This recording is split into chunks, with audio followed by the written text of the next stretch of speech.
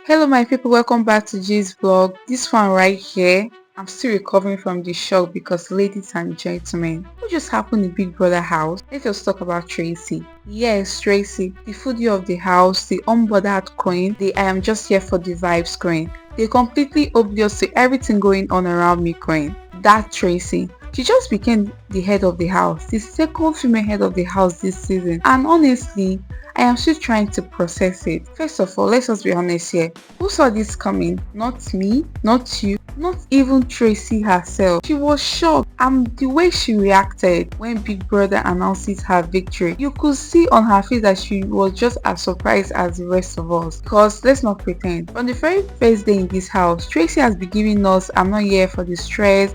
She moves around like someone that just booked all-inclusive holiday package. You will barely see her stressing over competitions. She has never been aggressive, competitive, in your face type of housemate. She even admitted several times in her diary section that she does not keep up with all the drama. She does not really know what is going on most of the time, and she just stays in her own lane. And to be fair, apart from the one wager presentation where she really impressed us, she has never stood out in any of the major competitions, head of the house games, arena games. She usually there like, if I win fine, if I don't win whatever. She gives I'm just here from my oil and gas work and eats Big Brother's food in peace.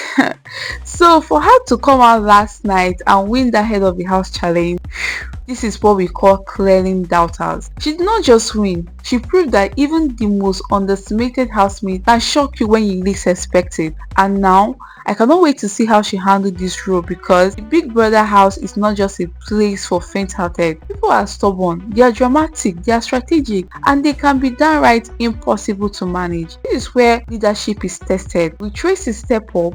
Will she surprise us again by being a strict, organized head of house, or will she stay laid back and let the chaos reign? Either ways, this week is going to be interesting. Now, let's just talk about the post-win drama, because as soon as Tracy was announced head of house, something happened that made me raise my eyebrow. Guess who went to hug her? Not once, not twice, but 3 times. Big Soso. If you have been following the house closely, you know that Tracy and Big Soso have history, and not the friendly kind. Big Soso was the first person Tracy tried to get close to in the house, but that friendship was unbalanced from the start. Tracy would always initiate conversations, always try to bond, but Big Soso, she acted like she was always too big, too important, and had better people to talk to. Tracy eventually got tired, frustrated, and even cried about it to Ortega, saying she was tired of always being the one to start things. And when someone hurts you like that, you remember. But now, suddenly, Tracy is head of the house and Big Soso is acting like they are all best friends again. That hug was not just hug, my friends. That hug was strategy, survival instinct. Because do not forget, as head of house, Tracy has power. She can influence nominations. She can decide who enjoys certain privileges, and in a game like that, that is everything. And speaking of privileges, Tracy's first decision as head of house was to choose her guest for the head of the house lounge. She picked Kuture,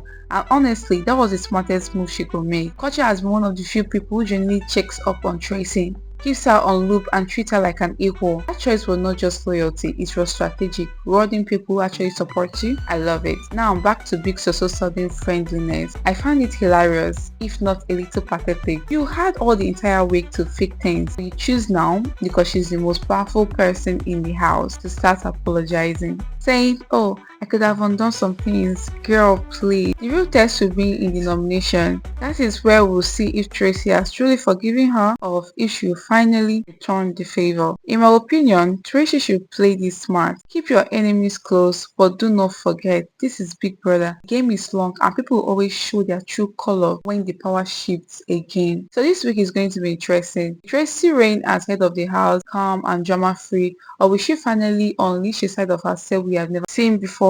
Will Big Soso apology be enough to keep her safe? Will Culture's loyalty be rewarded even further? One thing is for sure, nobody is going to underestimate Tracy again, and honestly, that's the beauty of this show. Anything can happen, anyone can win, and the most unexpected moments are always the sweetest. Don't forget to like, subscribe, and turn on the post notifications. See you in the next chase.